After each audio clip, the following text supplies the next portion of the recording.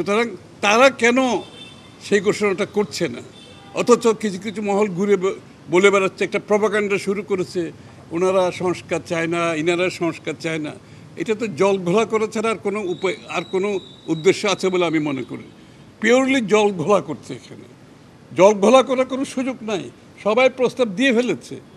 আপনাদের দায়িত্ব কোথায় ঐক্যমত হয়েছে সেটা জাতির সামনে তুলে ধরে, এবং আমরা সবাই মিলিতভাবে আমরা সই করব সনদে, তারপর নির্বাচনের দিকে যাব। খুব সিম্পল ব্যাপার, না বোঝার কোনো কারণ নাই। আমিও ববির সাথে একমত যে ডিসেম্বর পর্যন্ত যাওয়ার দরকার নাই। এই ঐক্যমত্যটা 1 মাসের মধ্যে সম্ভব, এটা জাতির সামনে তুলে ধরা, তারপর তার কোনো কাজ নাই। সুতরাং ঐক্যমত হওয়ার পরে সনদ সই করে আমরা নির্বাচনের দিকে যাব। খুব সিম্পল ব্যাপার। তারা সেটা জানাচ্ছে না কেন, এটা আমাদের প্রশ্ন। এটা দীর্ঘ কোনো কাজ না তো, তাদের হাতে সবগুলো আছে।